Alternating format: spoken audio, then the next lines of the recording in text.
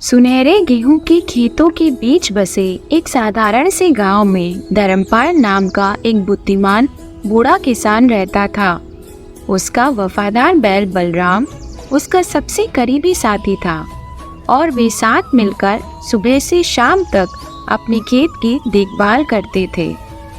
एक दिन खेत पर बैठे हुए धर्मपाल ने बलराम से कहा, बलराम, हमें बारिश आने से पहले खेत की जुताई का काम पूरा कर लेना चाहिए। सब कुछ ऐसे ही चल रहा था। तभी एक सुबह मनोज नाम के एक शहर के व्यापारी ने धर्मपाल के गांव का दौरा किया।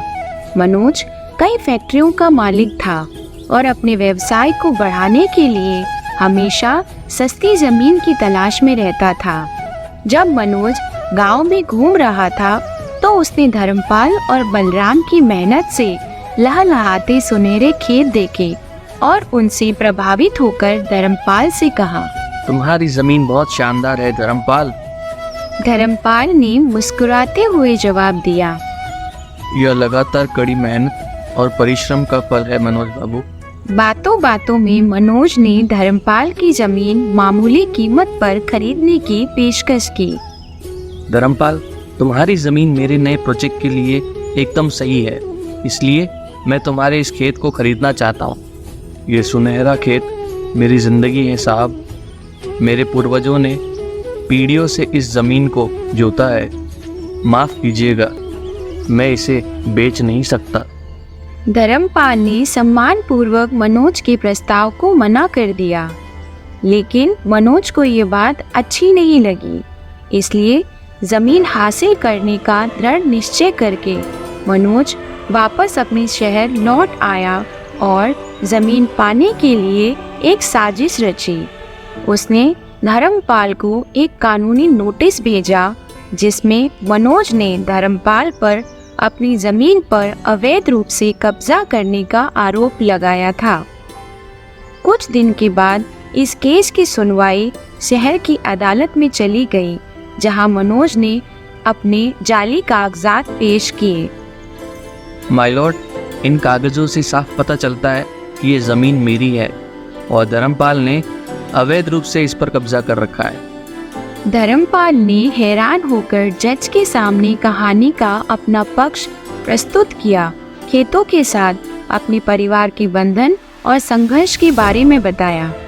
जज साहब, मेरे पास मनोज बाबू की तरह कानूनी दस्तावेज तो नहीं है, लेकिन मैंने अपनी मेहनत के पसीने से और अपने बैल बलराम के साथ से इस खेत के एक एक इंच को जोता है।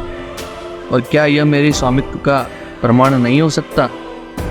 माय लॉर्ड, वो बैल भी मेरा है, उसे मैंने कई सालों से पाला है। इस धर्मपाल ने उसे भी अपने कब्जे में कर रखा है। अगर वो सामने आ जाए तो खुद ही बता देगा कि खेत का और उसका असली मालिक कौन है। जज ने विचारपूर्वक मामले को अगले दिन के लिए स्थगित कर दिया और साथ ही धर्मपाल से बैल बलराम को अदालत में लाने के लिए कहा। अगले दिन निर्देशानुसार धर्मपाल और बलराम अदालत के सामने खड़े हो गए। जज ने दो अलग अलग पात्रों में बराबर टेबल पर बलराम बैल के लिए खाने की चीजें रखवाई। एक टेबल पर मनोज के पास से लिया ताज़ा सुगंधित चारा था, तो दूसरे पर धर्मपाल के खेत का भूसा था। बलराम, तुम्हें इन दोनों में से जो भी चारा चाहिए उसे चुन लो।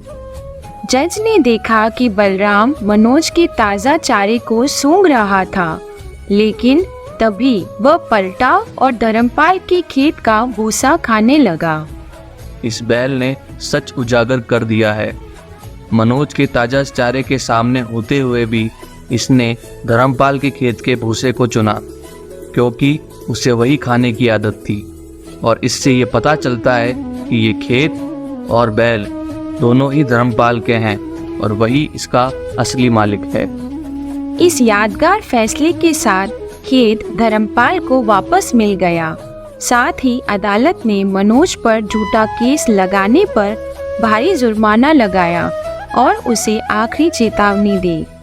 इस कहानी से हमें यह सीखने को मिलता है कि सच्चाई की हमेशा जीत होती है। झूठ चाहे कितना भी बड़ा हो, लेकिन सच से बड़ा कभी नहीं हो सकता।